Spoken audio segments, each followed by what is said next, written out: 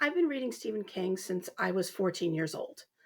I've seen probably most of the movies based on his work, as well as a lot of other horror that I would say goes pretty hardcore. I was not prepared for how hard the opening of this series went.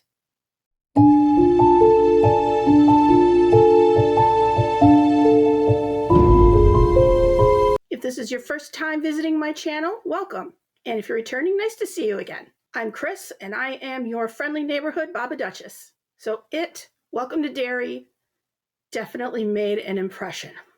The opening scene focuses on a kid named Maddie. He's probably 13 years old, and he's in a movie theater just watching a movie, and we quickly learn that he has not paid for that ticket.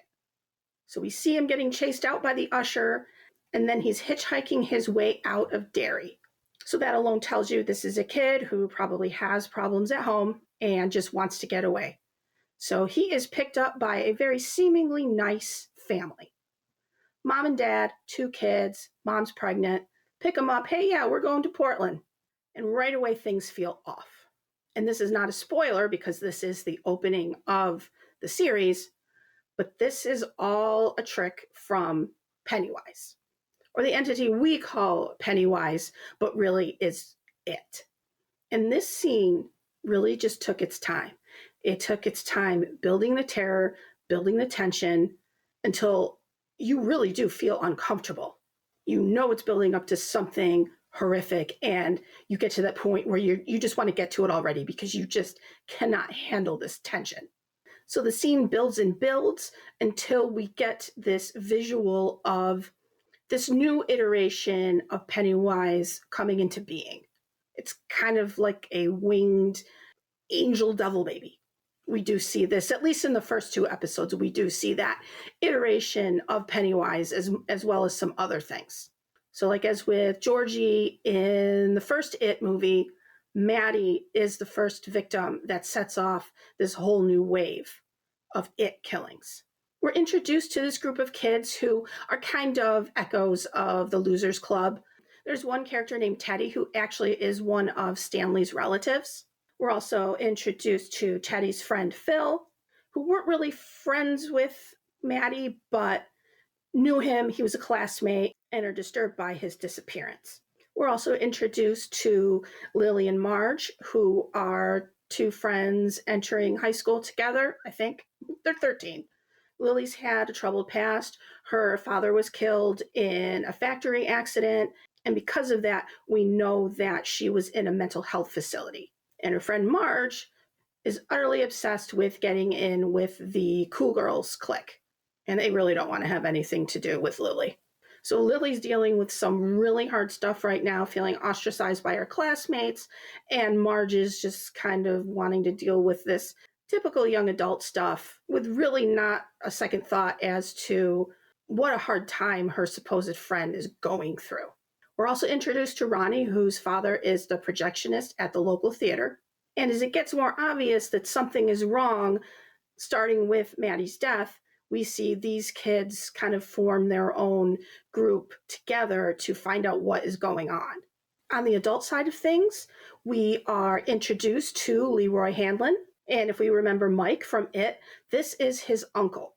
And he and his family have just moved to Derry because of the military base that is there, and Leroy being in the armed services. And this is where we learn that this army base is looking for something. In that way, it kind of reminded me of The Mist, where you have this army unit looking into things that they probably shouldn't be, and bad things are going to happen. This is also where we meet a young Dick Halloran. He's there because of his abilities and to help this unit find whatever it is they think they're looking for. And this all takes place in 1962. So this is after like the Bay of Pigs invasion. Nukes are still heavily in the mind of the powers that be as far as national security. And there is still just that nuclear panic that's left over from the 50s when, everyone was so afraid that Russia was going to drop the bomb. You'll still see remnants of like duck and cover posters. So those are the 2 main threads of the story. So the kids are realizing something is going on in their town that's causing people to disappear. Meanwhile, the adults are dealing with this very real nuclear panic. And while the kids are dealing with a lot of your usual I don't fit in type scenario, again, like I said, it's kind of a different iteration of the Losers Club.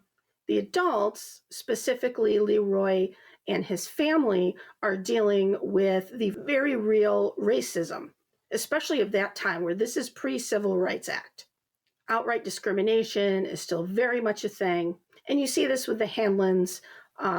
You see it a lot with Leroy dealing with certain officers. And you see it with his wife as she goes about town, just exploring, doing errands, things like that. My one hope in this particular area is I hope they don't just do like surface level Green Book type ways of addressing racism. It's still something that very much still needs to be talked about. But I think when all you're doing is just repeating the statement, racism is bad, and you're not going any deeper than that, that's an issue. Yes, racism is bad and it's horrible.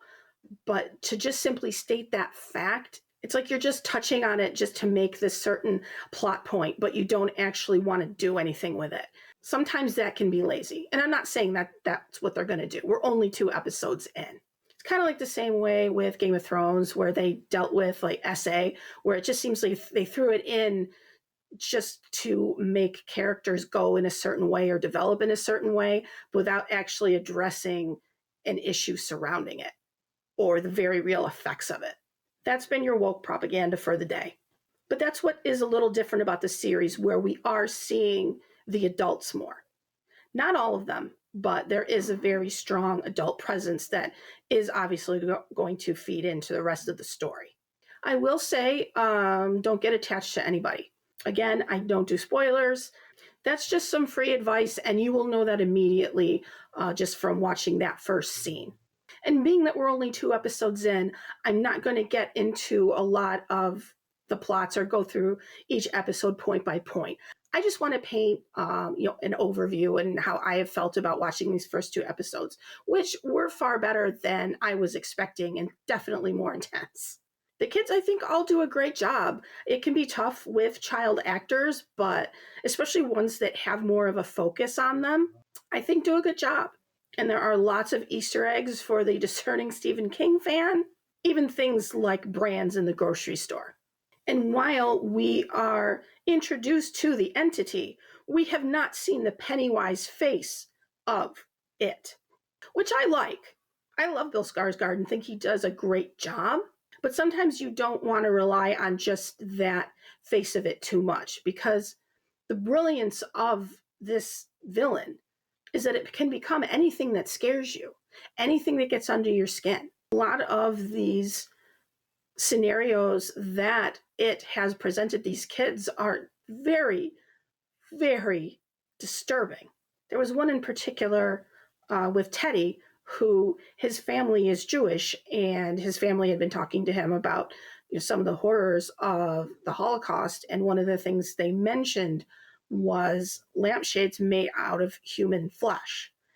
So there is a particular scenario with Teddy that just, it's disturbing. And then when you think about just the historical accuracy and that was something that happened, it's so disturbing on just so many different levels. This wasn't something that it conjured out of nothing. This was something that human beings did to one another. And that's what I like about not seeing Pennywise himself so much, because it's able to manifest in these ways that you're really not expecting. Because the insidiousness, the true insidiousness of Pennywise, it isn't just that he's conjuring, that scary thing you saw in a movie one time that you're afraid is in your closet. It's not just that stuff. It goes to feelings of, there's the character Ronnie, who you learn through one of these nightmare scenarios that her mother passed away in childbirth. And the way that Pennywise uses this to scare her, it is so evil. And fair warning, that's not the only scene where there's a lot of use of like birth and birth imagery in a lot of these scenarios. So be warned if that's something that kind of squicks you out. But what's so evil is the fact that he can tap into these feelings of guilt, whether you should feel guilty or not. Like in Ronnie's case, this was obviously not her fault, but I could see where a child especially would carry these feelings like I did this even though they didn't. And he taps into that. I remember in it was It Chapter 2, and there was one scene, and it was in the beginning when Pennywise first pops out again, and he confronts this little girl and basically acting like someone like, oh, nobody likes me, I don't have any friends. And then she says, well, it's okay, I'll be your friend. And just the fact that he would use like that sense of empathy, like I would be Pennywise Chow in like 2 seconds because that would work on me. So, like I said, he uses these other tools, not just things that scare you, but things about you that he can exploit, whether it is your guilt or the fact that you deeply care about other people. I think they've set up that we're in the state of Maine pretty well. Pretty sure they didn't actually film there, but it at least feels like it. I actually lived in Maine for a couple of years. I went to college there, and I love Maine. And it can be tricky to get that feeling of it, of that small town, kind of central Maine vibe. But they do well with that. Excellent casting with part of Dick Halloran. Like you put him like side by side with Scatman Crothers in The Shining, and I'm like, I definitely see that. It's definitely built some momentum. I hope it keeps going. And just like the It movies, yes, there is a lot of CGI. Andy Muschietti really likes to use it, and that's fine. I mean, yes, I am a practical effects kind of girl, but I also know that you can't always have that. And especially in something like this, they're probably not working with the biggest of budgets. And because of the way it's shot and edited, there's a lot of like quick cuts and quick looks. So because you're not focusing very hard on everything for long periods of time, it does work. Yes, I'd like to see the practical, but I do get budgetary constraints. Again, we'll see how it goes. So if you're on the fence with it, I would say definitely check it out, especially if you liked the first It movie. I know Chapter 2 wasn't as well received. I mean, by me included, it wasn't great. But if you really liked that first one, it keeps that, but obviously setting it in a different time. Check it out. Let me know what you think. And a big thank you to everyone who's been liking and commenting. It means a lot. You're kind of taking this journey along with me as I slowly get better at doing this, get a little more comfortable in front of the camera, because I am passionate about doing it. I just need to get better at actually doing it. So thank you for all the support that I've gotten. It means the world. So I hope you had a fun Halloween season with lots of candy. This was a good way to end it, although I kind of think they should have started the series like earlier in the fall, but I don't make these decisions, so no one ever asked me. So until next time, like what you like, don't be a dick, and empathy is a superpower, even if it makes you Pennywise Chow.